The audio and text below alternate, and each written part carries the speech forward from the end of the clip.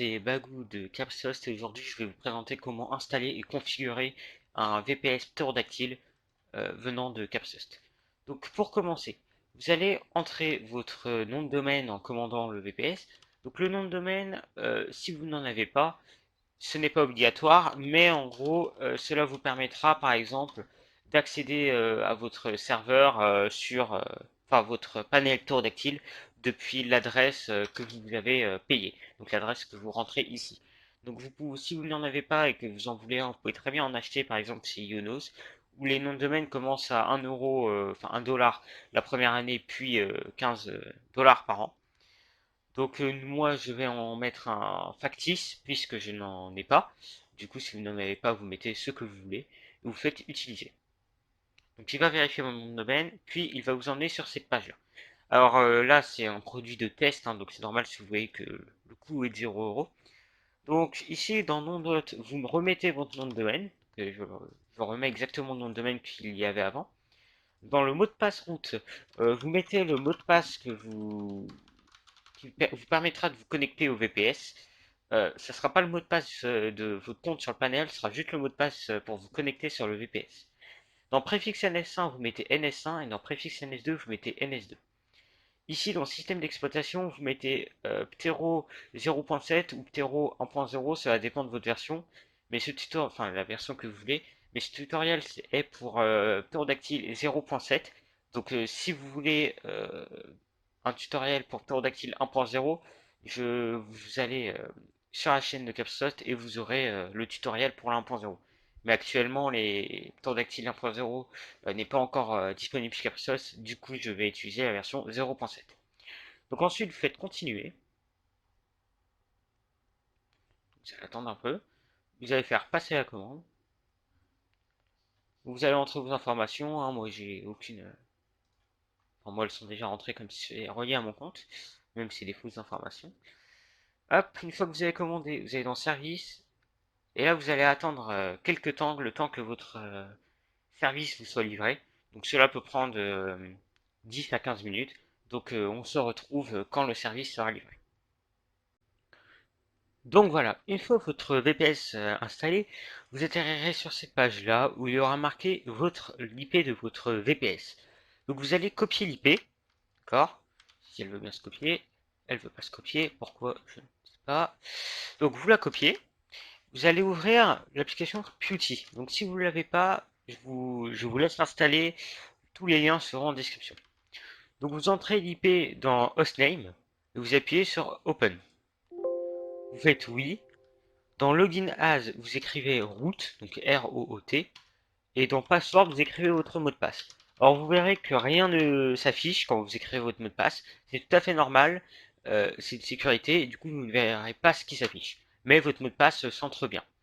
Donc là, vous atterrirez sur une page vous disant qui est la dernière connexion, etc. Donc une fois que vous êtes ici, ce que vous allez faire tout simplement, c'est que vous allez faire SH recip2 pour SH. Donc vous faites entrer et vous attendez. Donc ça va prendre un peu de temps. Voilà, donc là vous faites entrer. Et là vous attendez un peu. Hop, voilà, là ça a fini. Donc maintenant ce que vous faites, c'est que vous faites cd slash var slash www slash pterodactyle.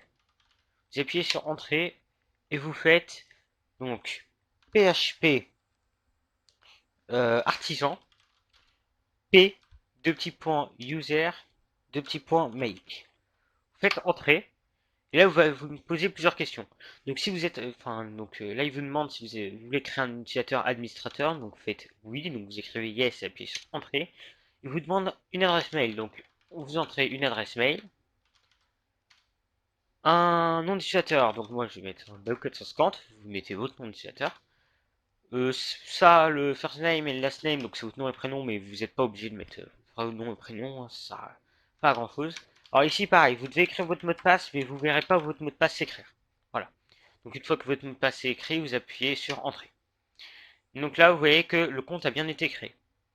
Donc maintenant, ce que vous allez faire, c'est que vous allez recopier l'IP, si vous l'avez pu dans votre presse-papier.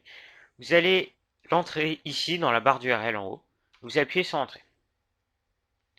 Là, vous arrivez sur une page avec marqué pterodactyle. Donc vous entrez les identifiants que vous avez écrits il y a quelques secondes et vous vous connectez. Ensuite, vous allez aller sur les paramètres, donc en haut à droite, juste ici. Vous allez aller dans location et vous allez faire create new. Donc ici, vous mettez le nom que vous voulez et la description que vous voulez, ce n'est pas très important. Ensuite, vous allez dans node, vous faites create new, et c'est là où ça va être assez important. Donc ici dans name, moi de mon côté, je vais mettre node 01, mais vous pouvez mettre ce que vous voulez, pareil pour la description. Alors, FQDN, FQDN. Ce que vous faites, c'est que vous allez mettre donc votre nom de domaine, et si vous n'en avez pas, vous mettez l'IP de votre serveur. Donc là, moi, je mets cet IP. Ensuite, si vous voulez que, enfin, si vous avez un nom de domaine, vous utilisez, enfin, vous appuyez sur Use SSL Connection. Si vous n'avez pas de nom de domaine, vous cliquez sur Use HTTP Connection. Donc, moi, c'est ce que je vais faire. Ensuite, vous allez aller en haut à droite dans Total Memory et vous allez entrer la RAM de votre VPS. Donc, comment la calculer? Alors, c'est très simple. Par exemple, si votre VPS a, on va dire, 10 Go de RAM, bah, vous faites 1024 x 10 dans une calculatrice et vous entrez cette valeur-là. Donc, de mon côté, moi, j'ai 4 Go de RAM, donc ce qui fait 4096. Donc, je vais mettre 4096. Dans Memory Overallocation, vous mettez 0. Dans Total Disk Space, donc là ça dépend, moi de mon côté j'ai 20 Go d'espace disque, donc je vais mettre, donc là c'est pareil, vous prenez la calculatrice, 1024 fois 20 parce que j'ai 20 Go de stockage. Et là on peut voir que j'ai 20 480 MO de stockage. Donc, vous écrivez ceci dans Total Disk Space. Dans Total Disk Overallocation, vous mettez 0, et ensuite faites Create Node. Donc une fois arrivé sur cette page, dans IP adresse, vous allez écrire l'IP de votre serveur, donc celle que vous avez récupérée tout à l'heure. Et dans port, vous allez marquer une plage de port. Donc par exemple pour un serveur Minecraft, où le port par défaut c'est 25 565, vous allez écrire 25 000-25 999. Pour un serveur 5M où le port par défaut est 30 120, vous allez écrire 30 000-30 999. Ensuite, vous allez appuyer sur le bouton vert. Vous allez avoir un message en vert vous disant que tout a réussi. Si vous avez un message en rouge, c'est que vous avez fait une erreur en écrivant les ports ou l'IP adresse. Et je vous laisse vérifier que vous n'avez pas fait d'erreur. Ensuite, vous allez aller dans configuration et vous allez copier tout ce qui est dans configuration file, donc tout ce petit code là. Vous allez le copier. Après, vous allez retourner sur Putty, faire cd/srv/daemon. Vous allez faire entrée, nano config /core.json, entrée, vous allez faire clic droit, ensuite vous allez faire F2, Y et entrée. Donc voilà, là votre node est configuré. Donc pour les personnes ayant un nom de domaine, veuillez aller au timecode qui s'affiche sur l'écran, car vous devez faire quelques actions en plus pour que votre node fonctionne. Ensuite, vous allez faire service wings restart. Si je ne coupe pas, voilà, vous allez faire service wings restart. Ça va rien vous retourner, c'est tout à fait normal. Ensuite, vous allez aller dans Node, et vous allez patienter quelques secondes, et vous verrez que le cœur qui est actuellement rouge va se transformer en vert. Donc moi, de mon côté, je vais vérifier que je n'ai pas fait d'erreur. Non, il est en train de démarrer. Il faut juste patienter quelques secondes. Donc là, le cœur est vert, cela veut dire que c'est bon. Ensuite, vous allez aller dans Database. Vous allez faire Create New. Dans Name, vous allez mettre ce que vous voulez. Dans Host, localhost. Dans Username, alors pour trouver le nom d'utilisateur et le mot de passe, vous allez aller sur Putty, vous allez faire cd/root nano id-ptero.txt et là vous allez avoir le nom d'utilisateur et le mot de passe. Alors pour sélectionner sur Putty, vous cliquez par exemple, vous faites un double clic sur administrateur, ensuite vous faites clic droit, voilà, vous le collez après dans Username et le mot de passe, j'ai fermé la fenêtre, c'est parfait. Hop. Le mot de passe, vous le sélectionnez en double cliquant dessus, vous faites clic droit et vous le collez ici. Donc Linked Node, vous mettez None, vous ne touchez pas. Ensuite, faites Create. Donc voilà. Donc là, vous allez avoir un message en vert vous disant que tout s'est bien passé. Ensuite, là, vous avez fini l'installation. Donc maintenant, si vous voulez par exemple ajouter un serveur, vous allez aller dans serveur, create new, vous allez mettre un nom, donc moi je vais mettre test, une description, donc moi je vais mettre test. Donc dans server owner, vous mettez l'email, enfin votre email, donc l'email du propriétaire du panel. Donc là, moi, dans mon cas, c'est mail@exemple.com. Ensuite, Node, vous ne touchez pas. Default allocation, alors là, ça va être le port de votre serveur. Donc là, moi, j'ai créé un serveur Minecraft. Du coup, le port par défaut, c'est 200, enfin 25565. Mais vous pouvez très bien utiliser un autre port. C'est juste que si vous mettez un autre port, il faudra l'écrire. Alors que là, comme c'est le port par défaut, vous aurez juste à écrire 94.130.124.12 dans Minecraft pour accéder au serveur. Ensuite, database limit. Donc là, c'est les bases de données que vous voulez attribuer à votre serveur, Minecraft, 5M ou autre. Donc moi, de mon côté, je vais en mettre 100, on va dire, ça devrait aller. Ensuite, allocation limit, c'est si vous voulez que un utilisateur peut ajouter d'autres ports au serveur. Donc moi, de mon côté, je vais mettre 0 parce que j'en ai pas besoin. Et si j'en ai besoin un jour, je vous montrerai après, mais dans les paramètres du serveur, on peut en rajouter par la suite. Ensuite, memory. Donc là, c'est la RAM que vous attribuez à votre serveur. Donc moi, je lui ai attribué 1 Go de RAM, donc 1024 MO. Swap, alors la swap, vous ne mettez rien, vous n'y faites pas attention. Ensuite, disk space. Donc là, ça, c'est l'espace disque attribué au serveur. Donc moi, je vais mettre 10 000, c'est environ 10 Go. Hein. Je vais pas mettre la taille précise, puisque je n'aurai pas besoin de 10 Go, parfaitement de 10 Go. Dans CPU limit, je vais mettre... donc là, CPU limit, là, c'est spécial. En gros, si vous 100% dans CPU limite, c'est égal à un corps, un cœur. Donc, si vous mettez par exemple 500, et ben vous aurez 5 cœurs d'attribuer au serveur Minecraft 5M Mode. Donc moi de mon côté, je vais mettre 0, ce qui veut dire que c'est illimité. Alors block IO wait, vous y faites pas attention, vous n'y prêtez pas attention. Ensuite, Nest Configuration. Vous mettez en Nest, donc là, ça dépend. Donc moi, de mon côté, c'est Minecraft. Vous avez Source Engine où il y a tout ce qui est Ark, Counter-Strike, Garry's Mod, Insurgency et Team Fortress. Vous avez aussi Voice Server où il y a Mumble et TeamSpeak. Et Rust où vous allez serveur Rust. Donc, moi, de mon côté, je suis un serveur Minecraft en... Donc là, vous pouvez sélectionner dans Egg. Moi, en Vanilla. Sans datapack. Les datapacks, n'y faites pas attention, c'est pas en rapport avec les datapacks de Minecraft, hein, pour ceux qui demandent, c'est une fonctionnalité de tour d'actile, mais enfin, là, dans notre cas, elle nous sert à rien, et je pense pas qu'elle vous servira à vous non plus. Ensuite, dans Startup Command, vous modifiez rien. Dans Server Jarfield, vous modifiez rien. Et dans Server Version, alors là, vous avez marqué la version de votre serveur. Alors là, c'est pour un serveur Minecraft. Donc moi, de mon côté, je vais mettre 1.8. Mais il faut savoir que, par exemple, si vous avez un serveur 5M, vous n'aurez pas les mêmes questions ici. Vous n'aurez pas les mêmes choses à écrire. Et donc, pour savoir ce que vous écrivez, vous regardez la description en dessous. Donc là, par exemple, il me dit que c'est la version de Minecraft. Si, par exemple, pour 5M, ils vont vous demander le lien vers l'artefact et autres, demande genre, par exemple, la clé Patreon ou encore la clé Steam API. Et donc là, vous devez entrer la clé. Voilà. Une fois que vous avez entré tout ce qu'il vous demandait, vous faites Create Server. Et là, vous allez arriver sur une page où il est marqué Installing. Donc là, vous allez patienter, cela peut prendre 1 ou 2 minutes, c'est très très rapide.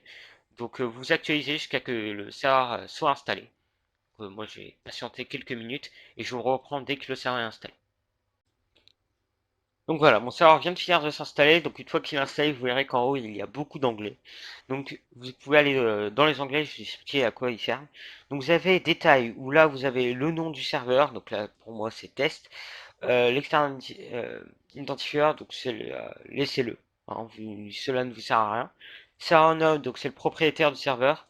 Et la description du serveur. Dans Build Configuration, là vous pouvez justement remodifier les paramètres que vous avez entrés à la création du serveur. Donc je n'ai pas besoin de vous expliquer à quoi chaque paramètre sert, mais du coup vous pouvez les modifier ici. Vous avez après Startup. Startup où là vous pouvez modifier les paramètres de démarrage. Donc la commande, là c'est le fichier qui va être lancé, et là la version du serveur. Donc c'est pareil, pour ce 5M vous n'aurez pas la même chose. Ou autre serveur hein, de jeu. Après, vous avez database. Donc, database, ça, vous n'y touchez pas. Enfin, vous pouvez créer une base de données depuis cet endroit, mais cela n'est pas très important. Vous n'êtes pas obligé en fait de la créer depuis ici. Après, dans Manage, vous pouvez réinstaller le serveur, donc mettre le statut d'installation, donc ça ce n'est pas très utile pour vous. Rebuild, donc le conteneur, donc ça c'est assez pratique si il y a des problèmes de démarrage ou autre du serveur. Le suspendre, donc là bon là c'est pas très important pour vous, sauf si vous faites de la revente, et là dans ce cas-là, suspendre les serveurs des personnes qui n'ont pas payé est assez utile. Vous avez pour finir un onglet Delete où là vous pouvez supprimer le serveur. Donc à toute fin vous allez avoir une sorte de petite flèche, vous cliquez dessus, et là vous allez arriver sur la console de votre serveur. Donc là, vous pouvez le démarrer, tout simplement, le redémarrer, le stopper et le kill. Alors le kill, c'est pour l'arrêter de force. Vous voyez, si je fais kill, il va s'arrêter directement. Alors que si je fais stop, il va envoyer justement au serveur, bah là par exemple la commande stop pour Minecraft, pour lui dire de s'arrêter. Et cela peut prendre plusieurs minutes avant qu'il s'arrête. Moi je le kill. Après, vous avez File Management, où là vous avez vos fichiers. Ça, c'est assez simple à comprendre, hein. Vous pouvez par exemple un fichier texte le modifier, vous pouvez aller dans les dossiers, vous pouvez aussi envoyer un fichier avec le bouton upload, créer des fichiers, enfin vous pouvez tout faire. Ensuite vous avez Subuser. Donc là c'est si vous avez plusieurs comptes sur le panel, vous pouvez donner l'accès à un autre compte à votre serveur. Ensuite vous avez cet onglet, donc les schedulers, j'ai jamais réussi à le dire ce mot, où en gros là ça va être tout ce qui les actions qui vont s'effectuer tous les X temps. Donc par exemple vous pouvez créer une action qui va s'effectuer tous les samedis tout simplement à minuit, voilà, à minuit 0, ou à ce moment-là il va envoyer une commande qui va s'appeler stop, qui va arrêter le serveur. Voilà, c'est tout simple, hein. Bon, faut mettre quand même un jour du mois. Bon, moi, vous pouvez tout mettre, hein, niveau du jour, c'est pas un souci, ça. Voilà, vous mettez tout. Ici, vous mettez stop, create. Et là, ça vous créer une action automatique. Après, dans database, là, justement, bon, tout à l'heure, j'en avais créé une dans le panneau administrateur qu'on a accès avec la petite flèche, enfin le petit logo paramètre en haut à droite. Mais vous pouvez y avoir accès aussi du côté utilisateur, où là vous pouvez créer, en mettant le nom de votre base de données, une base de données. Alors dans connexion, vous touchez pas, hein, vous laissez le pourcentage.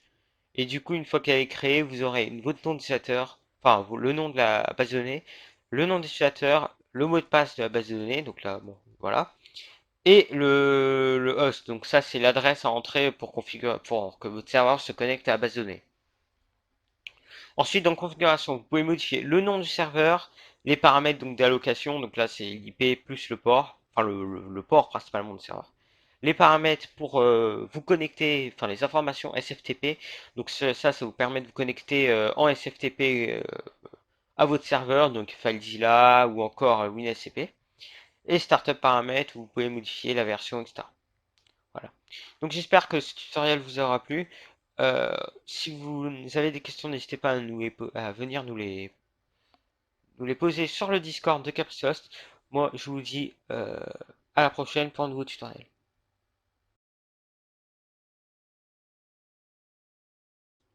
Donc pour ce ayant nom de domaine, vous devez premièrement créer un sous-domaine vers votre VPS. Moi de mon côté, j'ai utilisé un sous-domaine fourni par Capsoft. Donc j'ai bagou.capriserve.com.